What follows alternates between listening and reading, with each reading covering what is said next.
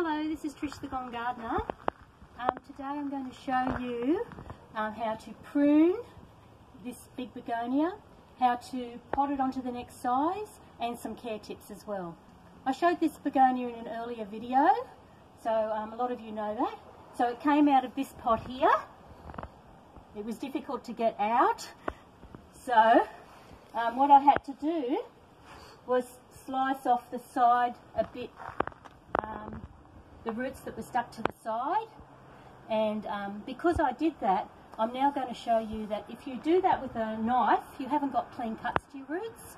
So the first thing that you have to do is then clean up any roots that were damaged. So you just prune them off. I've done the 3 sides, so I'm just doing this 4th side.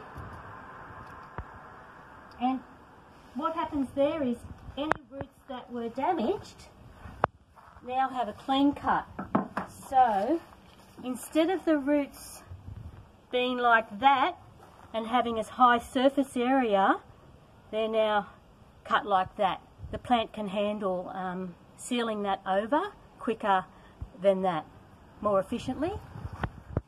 So now I took it out of the pot to prune it because it's hard to prune when they're in the pot, but obviously if you're not potting on at the same time, you'll have to leave it in your pot. So what I'm going to show you is what I'm going to keep and what I'm going to get rid of. Now, unfortunately, this upright cane here, it got damaged when I took it out of the pot. So it got damaged by the knife because it was tied against the side of the pot that it was in. So I'm going to remove that cane. And see all these smaller canes? If you follow them up, they're really spindly. They're not going to do anything this year. So I'm going to take out any canes that are like that. Now, any canes that are tall and healthy and look fantastic, I leave them on. Some people cut them back by 1/3, 2/3, but I like to leave those ones on. They grow a bit more and flower at the tips, and they look really great. And that helps me keep the size of my plant too, because I like it nice and tall. And I also don't like it when you do cut them, but then they shoot off the side, and they don't really shoot off a really nice healthy growth. And what will happen also, after I pot it into this bigger pot, new canes will shoot from the bottom, and they will be like this. They'll grow that fast through this year that they'll be tall canes like this too. So to show you what I'm going to do, so I remove, that's the cane that I said was damaged, so I wouldn't normally remove that, but because the base was damaged, it's lost the side, I thought, okay, I'll prune that off and give a chance for more canes to shoot. Now, see this one? One of those spindly ones I was talking about? So, right off at the base. And then so on with that. So, that one, see? It's sort of a halfy one. But see the top of it? It's nothing interesting. It's not going to shoot off there nicely, so I'm going to take that off at the base as well. And then I get inside and choose what to prune. So I don't leave a little stump or anything, I do it right at the base. And that gives plenty of room for new canes to come up through the potting mix. See, spindly. And then I might have to get behind, hang on. There's a damaged one here. Take off. And those all look lovely. You can see them, they're nice and green and lovely. These are all lovely. This one's a bit of a, see the tip of it? It wasn't going up and nice into a nice cane. So that one goes. That one's not thick enough. It probably grew at the end of last season. And yeah, it's gone. And little spindly bits like that. Oh, good. And that's it. There's a little spindly. That's all I'm going to do. So this begonia, it didn't have any brown canes like that, but see how that's brown? I got this off another begonia. I prune any brown ones off as well, because that just shows their age. And see, that one's a bit brown in between. You could probably leave that one on 1 more year or take it off, but that wasn't going to do anything because it's one of those not going straight up type thing. Then I'd leave the top. I don't touch the top at all. So I'm going to lift this up into this pot, the next size up. And this is called potting on. Potting on is when you go from one pot to another. Potting up is when you get a cutting and pot it up from the cutting stage to the next stage. So I'm going to fill this up with potting mix. I'll talk about the potting mix in a second, what I'm using. So what I do is I put a bit in, then I put my hand in and I tap it down really well, because we don't want those big air pores in there. We don't want big air spaces. But because we're using a good potting mix that has nice bark in it, it has the right amount of air space in there. So,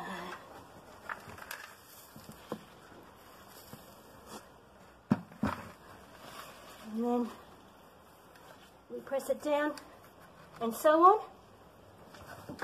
Then after it's filled up to the top, the same height as it was, then what I do, and I'll do this later, but I'll just show you, because I'll put my potting mix in properly. Then I put some bark on top as like a mulch. So yeah, it's a really, what this bark is, it's an orchid bark. So then I place that on top as a mulch. So that's really great. So that's pruning and potting on. So, some people said on the net that my begonia doesn't grow as tall as that. That's because there's different types of begonias. So this type will only grow about 80 centimetres tall, and it's got exactly the same pruning requirements. So because if I press the side of this pot, it has plenty of room to move. This one doesn't need potting this year. So I might just place some bark on top and then prune out the older stems, exactly the same as I did with that. But this will get fuller in the pot, but not much taller. It won't get as tall as these big giant cane begonias.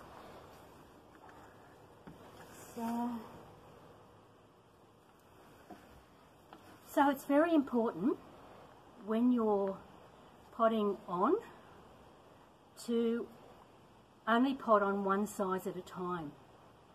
So this little one here, you probably have to come in closer for that. This little one here, that's a cutting I did. So you can see it's fully rooted. So that only needs to go into this size pot, and when it fills up that size pot, that's when you put it in the next size pot. Now you only do this during the warm season. Don't do it during winter if you live in a cold area especially. That's very important. So I'll just check my notes. So soil mix. I've used really good quality potting mix, mixed with perlite, and then also mixed with some coir fibre. So the perlite's for the great drainage. The premium potting mix is also for good drainage because it has a better quality bark in it, and therefore it's more chunky and better drainage, because begonias need great drainage. They don't like to be waterlogged. Now to water, your begonias are best to dry out between waterings. So because this is going to be in this size pot for this summer, it probably just needs watering maybe every third day. But say if it's a 40-degree day, 40 degrees Celsius, it might need a daily watering. And while it's establishing, it needs less water because the roots aren't taking up that soil space the soil I've just put in, the potting mix. So water it less to establish it, and then as the roots fill that whole container, it needs more water because more water will pass up through the roots to the plant, so it won't stay as waterlogged down the bottom when it's fully rooted. So this plant can stay in this pot for 3 years, so that's really good because it'll be hard to get it out next time. Next time I might have to divide it or put it into a giant pot. So that's the whatever you want to do there. So propagation. So with propagation, all the bits that I cut off, you use those bits to propagate from. So there's another video, I'll put a link in the description, and I'll put a notes in the description what I'm saying today too. But yeah, you can use all these bits for propagation. They're super easy to propagate from stems. And the good thing about cutting off these older stems is they propagate better from this semi-hardwood as opposed to this really soft wood. So yeah, they just propagate a little bit better from this, but you can use nearly the whole lot. And yeah, that will work. Now, position.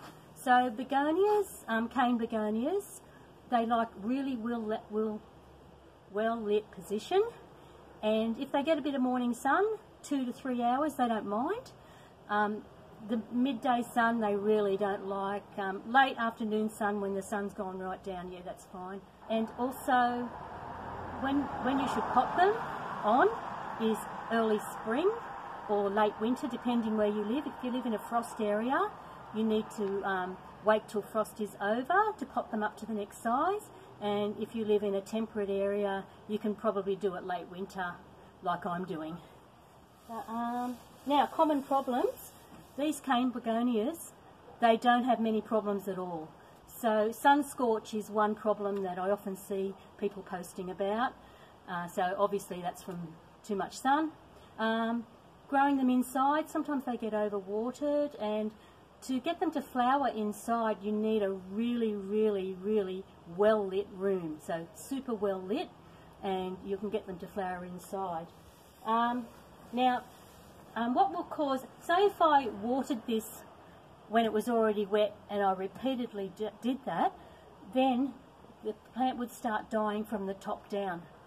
So it just causes fungal problems, it gets overwatered. They don't like it at all. They want to dry out between waterings. So fully water the pot and then let it dry out between waterings. So yeah, that'll save fungal problems. Underwatering, what happens is the canes will dry out from the tips down and just look really bad. The flowers will dry up really quickly and wilt. Thanks for listening. I hope you enjoyed my video. Don't forget, I've written notes in the description of what I've said, and also I'll just see you next time.